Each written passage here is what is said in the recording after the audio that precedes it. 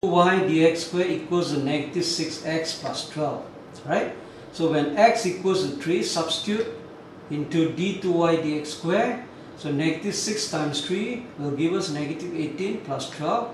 The answer is negative 6, alright? So negative 6 is less than 0. So that means 3, 0 is a maximum point, alright?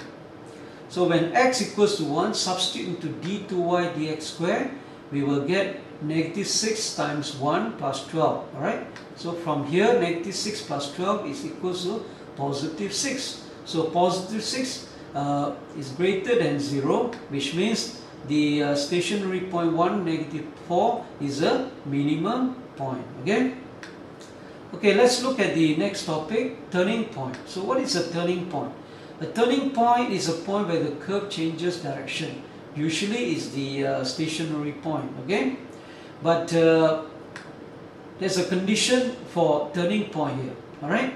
So the condition is that we refer to x equals to c, which is the critical point. So remember, critical point is when dy dx equals to 0. And then next we go for second degree differentiation, right? And if the second degree of differentiation is also equals to 0, then x is equals to c is said to be a turning point if the third degree differentiation is not equals to 0. Okay? So let's look at example 4. Now in example 4, we are asked to find the turning points of the following curve. Alright?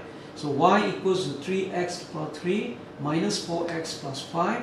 So from here we find dy dx first.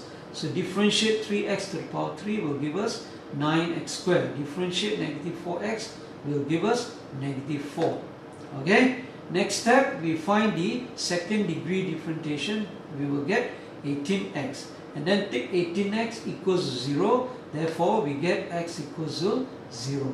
Alright? So when x equals to 0, substitute into the function of y. We will get y equals to 5. So we will need to check whether this is a turning point or not. So next step is to find d3y dx3. So if we differentiate 18x, the answer is 18. And since 18 is not equals to 0, then we can say that the 0, 5 is a turning point. Okay? Okay, let's go to the application of differentiation again, which we have done earlier in the previous chapter. Alright? So total cost, average cost and marginal cost function.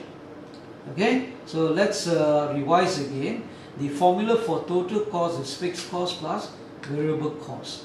And then the formula to find average cost or C bar is equals to cost divided by quantity.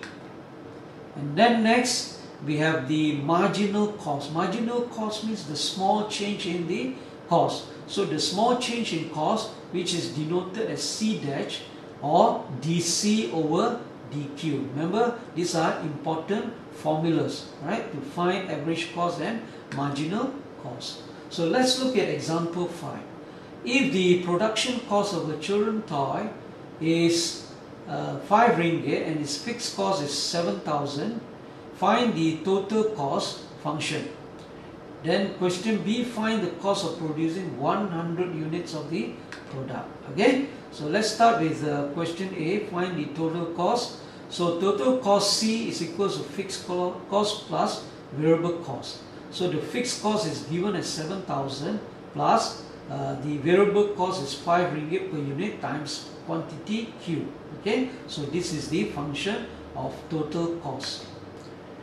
So next, part B, find the cost of producing 100 units of the product. So what we do is we substitute Q with 100. So when we substitute Q with 100, we get 7,000 plus 5, bracket 100. So the answer is 7,500. Okay. In example 6, we are given that the cost function is C equals to 2Q plus 40.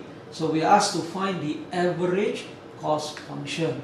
So remember, the average cost function is given by C over Q. So we substitute C with 2Q plus 40. Alright? So 2Q plus 40 divided by Q. So from here, 2